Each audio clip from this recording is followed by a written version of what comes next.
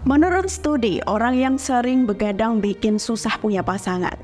Gimana? Setuju nggak? Ya, bisa jadi sih. Mungkin karena ketika kita begadang terus, nggak bisa bangun pagi dan nggak terlihat fresh, makanya lawan jenis nggak lirik kita kali ya.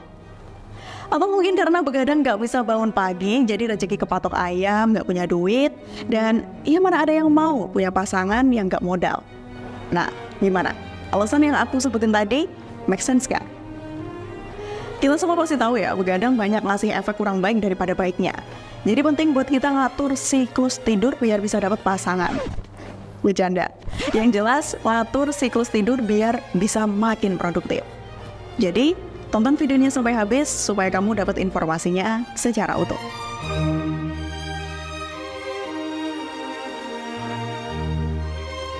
Tidur adalah salah satu aspek penting dalam kehidupan kita yang sering banget diabaikan. Banyak dari kita cenderung kurang tidur karena kesibukan sehari-hari atau bahkan karena kita ngerasa tidur adalah pemborosan waktu. Tapi, yang sering terlupakan adalah bahwa tidur yang baik adalah kunci utama untuk meningkatkan produktivitas kita sehari-hari. Tidur selama 7 hingga 9 jam per malam merupakan rekomendasi umum untuk sebagian besar orang dewasa. Namun, penting untuk diingat bahwa kebutuhan tidur dapat bervariasi antara individu. Beberapa orang mungkin merasa segar dan produktif dengan tidur 7 hingga 9 jam. Sementara yang lain mungkin ngerasa baik-baik aja dengan waktu tidur yang mungkin lebih pendek. Ada beberapa faktor yang tentu mempengaruhi lama tidur yang dibutuhkan oleh seseorang. Misalnya, usia.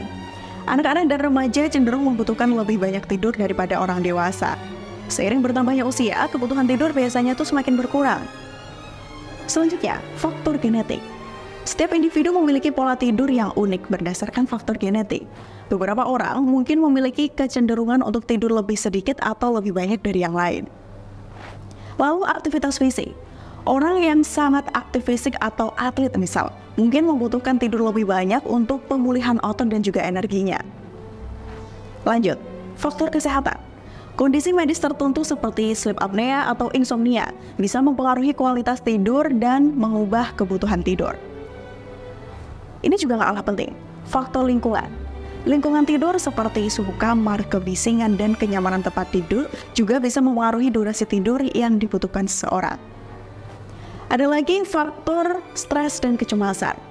Tingkat stres dan kecemasan yang tinggi dapat mengganggu tidur dan membuat seseorang merasa perlu tidur lebih lama. Tentu, sebaiknya kamu perlu mendengarkan tubuh kamu sendiri. Kalau kamu merasa segar, semangat, dan produktif dengan tidur kurang dari 7 hingga 9 jam, mungkin itu udah cukup buat kamu.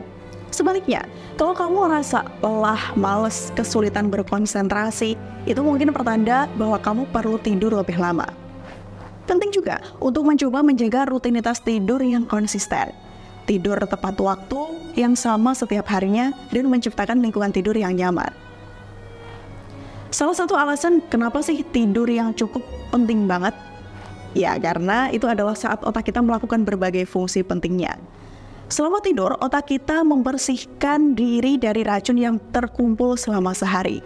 Ini juga adalah waktu di mana kita mengkonsolidasikan dan memproses informasi yang telah kita terima sepanjang hari.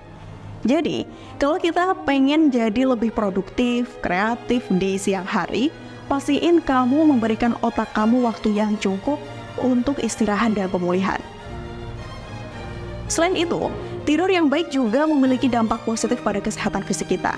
Ketika kita tidur dengan cukup, tubuh memiliki kesempatan untuk memperbaiki diri dan memulihkan otot-otot yang lelah. Tidur yang cukup juga bisa meningkatkan sistem kekebalan tubuh kita loh. Jadi kita lebih tahan terhadap penyakit. Nah, saat kita kurang tidur, kita cenderung menjadi lebih mudah tersinggung, stres, gampang emosian, dan cenderung mengalami penurunan mood.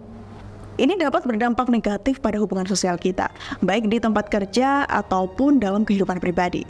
Jadi, tidur yang baik juga berkontribusi pada kesehatan mental dan emosional kita. Jika kamu merasa sulit untuk mendapatkan tidur yang cukup, ada beberapa tips yang bisa kamu coba. Pertama, cobalah untuk menjaga rutinitas tidur yang konsisten. Coba untuk tidur dan bangun pada waktu yang sama setiap hari, bahkan di akhir pekan. Ini akan membantu mengatur jam biologis tubuh kamu. Selain itu, hindari konsumsi kafein dan alkohol beberapa jam sebelum tidur. Kedua zat ini bisa mengganggu tidur kamu. Cobalah juga untuk menjauhi layar elektronik seperti ponsel atau komputer setidaknya 1 jam sebelum tidur, karena cahaya biru dari layar bisa mengganggu produksi hormon tidur. Dan yang terakhir, pastikan kamu memiliki tempat tidur yang nyaman dan gelap. Suhu ruangan yang sejuk dan bising minimal juga dapat membantu meningkatkan kualitas tidur kamu. Tidur itu nggak cuma urusan buat mendapatkan energi, tapi juga buat produktivitas kita. Ketika kita tidur dengan baik dan sesuai dengan siklus tidur alami, kita jadi lebih fokus, kreatif, dan bersemangat menjalani keesokan harinya.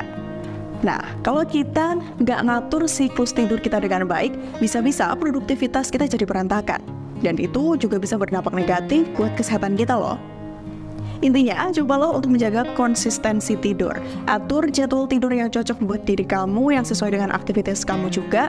Hindari cahaya biru sebelum tidur dan kurangi konsumsi stimulan seperti kafein dan alkohol sebelum tidur. Terakhir, jangan ragu juga untuk menggunakan teknologi seperti sleep tracker untuk memantau jam tidur kita. Tapi ingat, yang paling penting adalah mendengarkan tubuh kita sendiri.